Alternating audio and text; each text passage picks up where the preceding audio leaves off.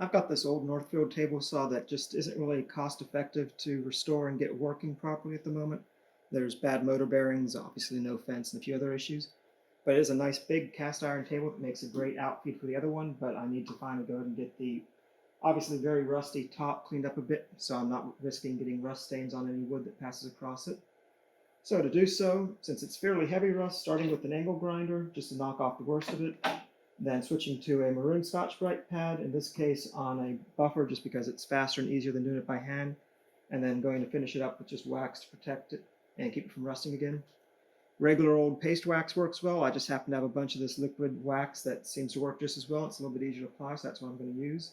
And then, of course, have to have a face shield on when using wire wheel on the angle wheel, just because those little wires may come off every now and then, and they're not much fun if they hit your face. So let's go ahead and just clear that off and dive on into it, I suppose. Normally I'd be wearing a dust mask as well, but since I want to be able to talk during filming for this, I'm going to skip that and I'll just sneeze up the rust dust for the next day or two. But obviously, safety first in most normal conditions. Using a Milwaukee angle grinder, but even a cheap one works just fine, like those $10 Harbor Freight ones or whatever. Don't need anything fancy for this. And look on the top, you'll see an arrow that shows that it's going to spin clockwise, which means if I try and use the front edge like I normally do, as I get to the edge here, it's going to catch and want to kick out. So when I get there, I'll want to turn the other direction so that it's not going to catch and fling the angle grinder on me. So basically just going to run this across, take off all the rust to the point where it's mostly bare metal, and then I'll hit it with the Scotch-Brite pad to get the last bit off. So I'll try missing spots and wax it afterwards.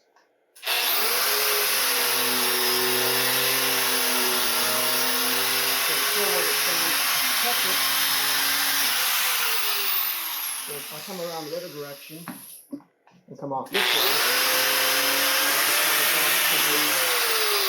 you can see it didn't snag and kick off when I got to the edge just because there's nothing to catch because I'm going with the direction of rotation then.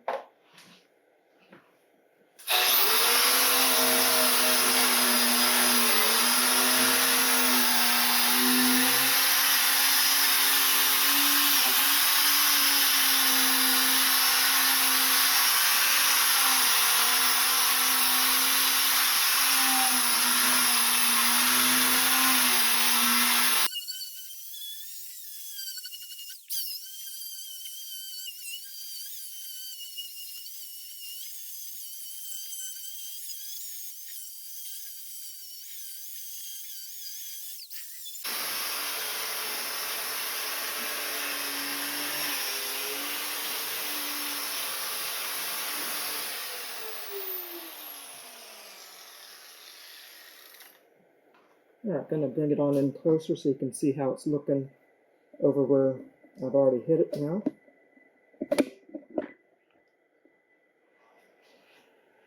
You can see there's still a few marks there, but the Scotch-Brite pad will get most of that off and show any spots we need to hit a little bit more. And if you note, the old embossed ruler scale on here was left alone. The wire wheel on the angle grinder pretty much just takes the rust off. It doesn't really do any harm to the actual cast iron surface under there.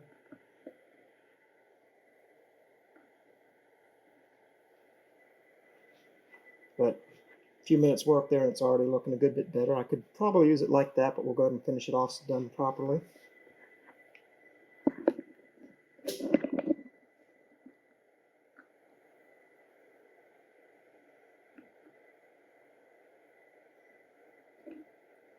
I'm going to go ahead and hit it with the buffing pad on that section so you can see the difference beside the cast iron that way. And you can do this part completely by hand. I'm just using a powered buffer with the Velcro pad because it holds the Scotch-Brite well enough for this use and it just makes it a little bit quicker and easier. In this case, just a cheap buffer from Harbor Freight. I think it was like $30 or something. Nothing fancy, but it does the job just fine. And doesn't hold the pad real strong, so you probably don't want to turn it on once up in the air, that pad will go flying, but it holds it well enough to get the job done.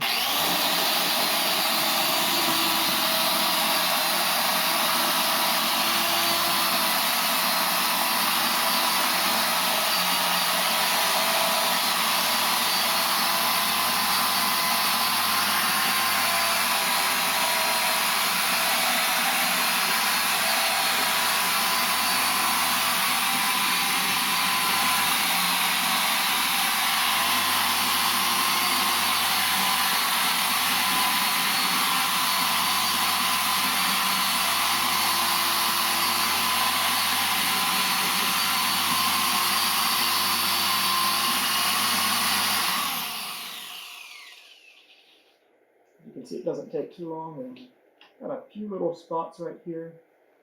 I'll hit a little bit more with the wire wheel just to make sure they're completely clean, but it's really good enough as is for the most part.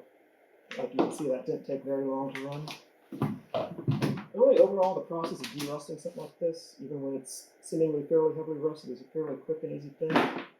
And unless it's to the point where there's metal flaking off of it, leaving pits and stuff behind, it cleans up just fine, it stays good and flat, and it's very usable afterwards, so you're basically trading a little bit of your time to hopefully get a much better deal buying a used tool.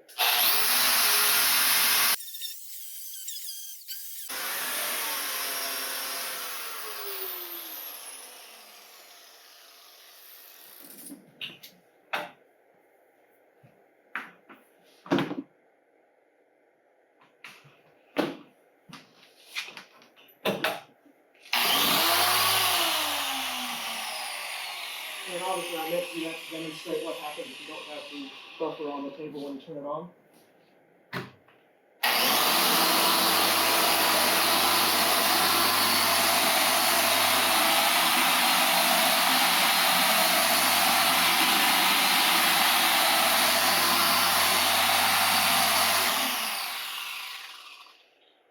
Okay, so that first third is basically ready to go with wax, but I'll go ahead and get the rest done so I can wax it all at once. Just insert out of the way.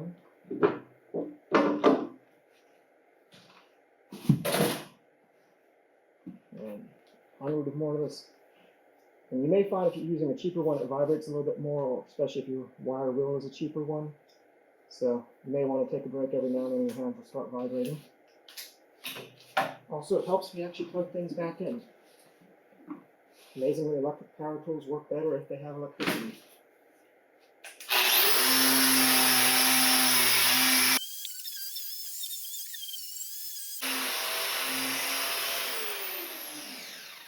When I'm grinding, you can see I'm keeping the tool up in the air a bit, so it's running just on one side rather than keeping it flat where it wants to kind of twist around on you. When I'm doing that, I'm basically working this section and trying to pull back and forth, so I'm running that straight kind of 1.5 inch or so line. I was going side to side, that way I'd be getting a lot less contact. I'd be just doing small strips like that. Okay. Staying in the direction there, they get a very narrow line or a much wider one, so it goes faster. And I'm pushing down moderately hard, not putting all my weight into it, but you want a little bit of contact pressure there. Otherwise, it just doesn't go through as fast.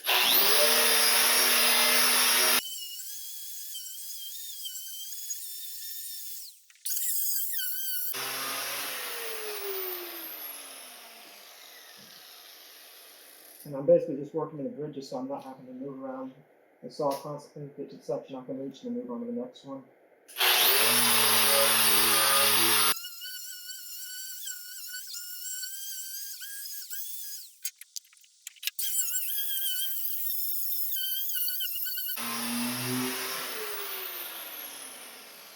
Not sure how well that's showing up on camera just yet, but as you can see, the orange goes away pretty quickly, but afterwards you get left with dark spots that aren't really rust colored, but they show up just as darker, and you want to try to remove those too. If you don't get them all right now, you'll see them a little bit more clearly after buffing. You can always go back and touch it up afterwards.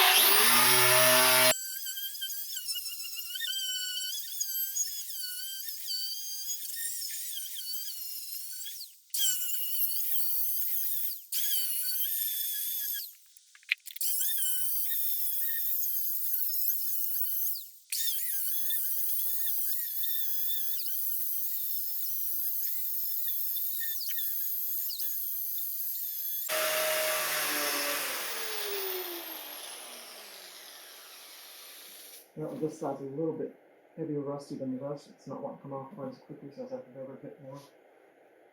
But I'll come back and buff that and see what I need to do afterwards. I'm going to move that fence out of my way real quick.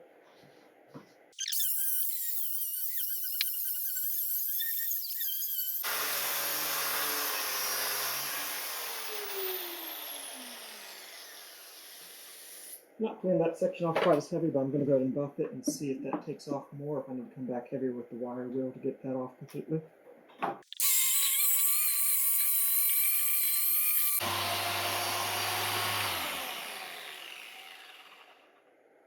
Hopefully it's showing up on camera. That center section's pretty good now. I've got a lot of that darker area on this side still, so back to the wire wheel, get that last bit off.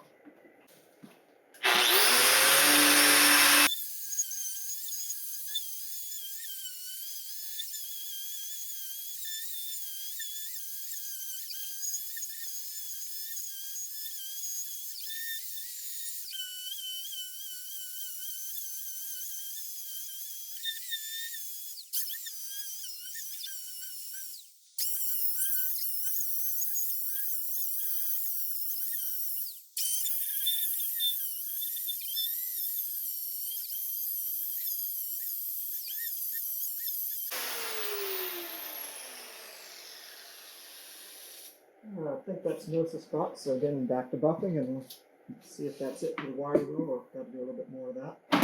But we should be pretty much done with the top of this now. And it's a little bit worn out there, so I'm just going to shift position a little bit of fresh grip on that pad. I've still got a fair bit of life left in that one.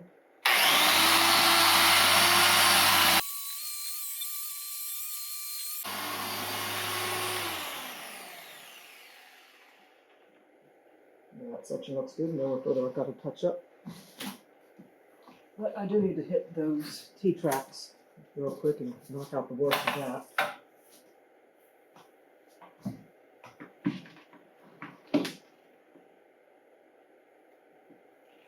Since I'm just using this as an outfeed table, they're not real critical, but I'm cleaning it up, so I might as well do the whole thing.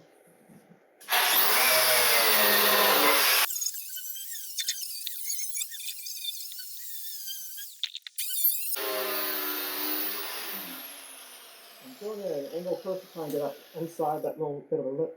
Actually, these are, I guess, are dovetails, not T's. But same idea, just trying to get the wire roll up underneath that overhang a little bit to get down in there. And then come back afterwards and finish the flap.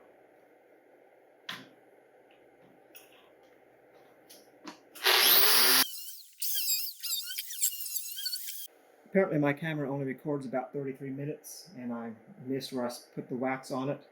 But like I said before, I just used a liquid wax in this case. Used a simple shop ride paper towel to apply it. Just a couple dabs on there, rub it out, and you can see it's already mostly hazed over now. So same as a car, let it haze over, and then you just wipe it off with a fresh rag.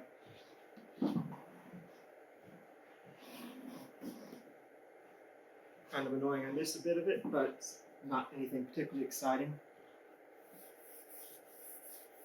And this particular wax comes off pretty easily. It's almost a powder after it hazes over, so it just wipes right off. You don't have to put too much muscle into that.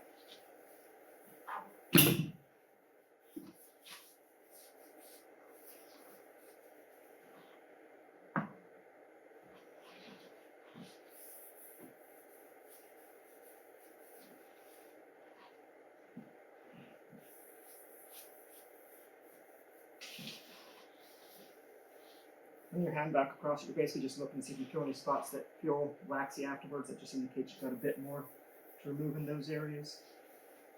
It should end up feeling nice and smooth, not really waxy.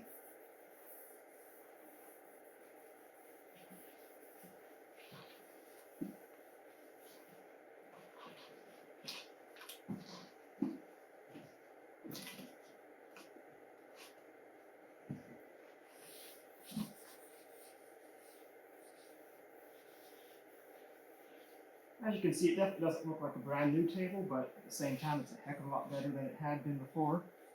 And now there's no rust left behind that will transfer to, say, a light colored wood that slides across it. So it won't have any negative effects on whatever wood I'm working with at the time.